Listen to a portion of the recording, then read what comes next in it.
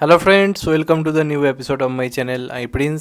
আর এখন এই ভিডিওতে কথা বলবো মূলত বেশ কয়েকটা ব্যাপার নিয়ে, বেশ কয়েকটা আপডেট নিয়ে, এবং মনে হলো এগুলো নিয়ে আলোচনা করা খুবই দরকার, কারণ প্রত্যেকটা আপডেটই কিন্তু বেশ বড় কিছু আপডেট রয়েছে এবং মনে হলো এটা নিয়ে অবশ্যই কথা বলা দরকার। তার মধ্যে যেটা প্রথমেই আমার মনে হয় অবশ্যই বলা উচিত সেটা হচ্ছে আপকামিং সৃজিত মুখার্জি সিনেমা কিল বিল সোসাইটি নিয়ে। তো সৃজিত মুখার্জির ফিল্মোগ্রাফি নিয়ে যদি কথা বলি, প্রথম তিনটে সিনেমাই আমার খুব প্রিয়, অটোগ্রাফ, বাইশে শ্রাবণ এবং hemlock society. Basically hemlock society এমন একটা সিনেমা, সেই সময় অনেক মানুষের মনে একটা মোটিভেশন তৈরি করেছিল, মানুষকে নতুনভাবে বাঁচার একটা দিশা দেখিয়েছিল। কোয়েল মল্লিককে নতুনভাবে পেয়েছিলাম, সেখানে আবার জিদ্দার একটা অদ্ভুত ক্যামিও, তার সঙ্গে পরমব্রত চট্টোপাধ্যায়ের অসাধারণ অভিনয়, এবং তার সঙ্গে সঙ্গে বেশ কিছু সেরা সেরা গান। এখন অনেক রাত, তারপর জলফড়িং, প্রত্যেকটা গান সেরা সেরা।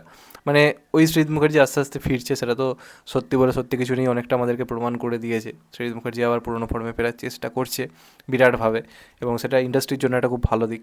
তো তারই মধ্যে আজ কিলবিল সোসাইটির একটা পোস্টার এসছে, যে পোস্টারে কারো লুক এখন অব্দি রিভিল করা হয়নি। কাস্টিংয়ে বুঝিয়ে দেওয়া হয়েছে পরমব্রত এবং কৌশিনী এখানে জুটি হিসেবে থাকতে চলেছে। কৌশিনীর জন্য এটা একটা খুবই ভালো খবর, সে একজন ভালো অভিনেত্রী, সে পরপর ভালো সিনেমা পাচ্ছে, এটা খুবই ভালো একটা দিক। আর পোস্টারটাও খুব ভালো একটা পোস্টার হয়েছে, তার কারণ নস্টালজিয়া ফিলটা দেওয়া হয়েছে।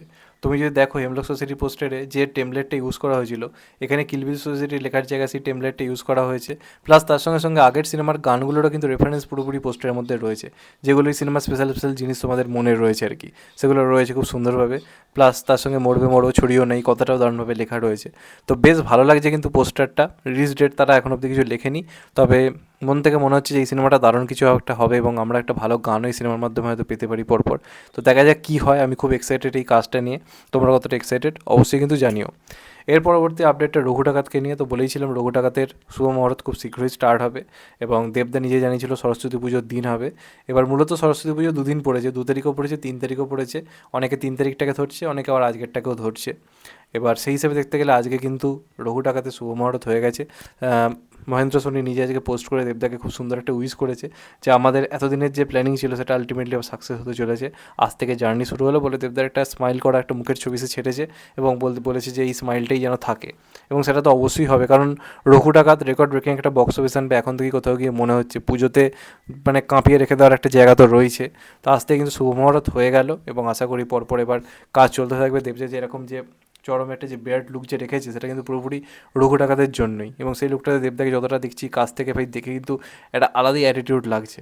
এবার সেটাকে যদি ঠিকভাবে যদি পর্দায় আনতে পারে, তাহলে ব্যাপারটা জমে যাবে, এবং কাস্টিংও খুব ভালো হয়েছে।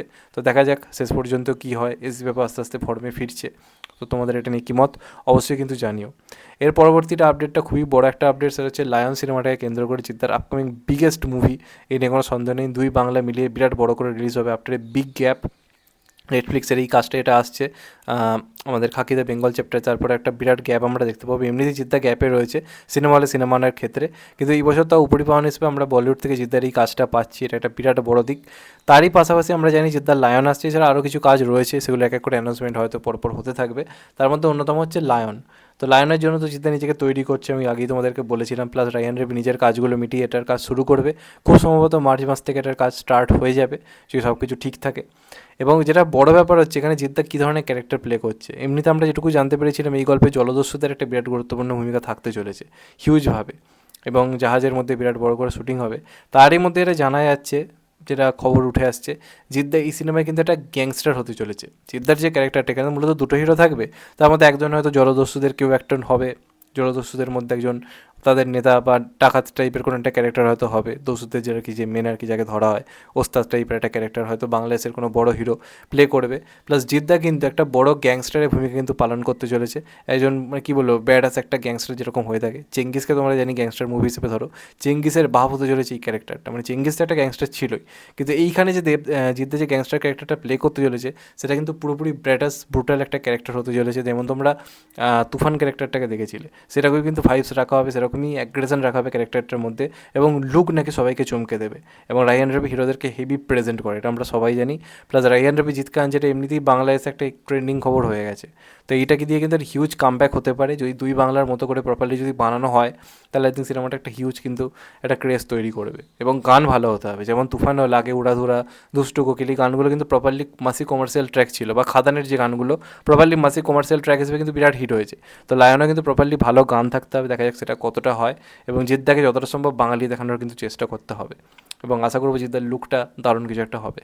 তো তোমরা কতটা এক্সাইটেড অবশ্যই কমেন্ট করে জানিও। চ্যানেলটা নতুন হলে চ্যানেলটা সাবস্ক্রাইব করে দিও and get the bell icon. ভালো থেকো সবাই, টেক কেয়ার, নমস্কার। আবার দেখা হবে, এখন তো বাই। সবাই ভালো থেকো, সুস্থ থেকো, নমস্কার, টেক কেয়ার, আবার দেখা হবে, ভালো থেকো।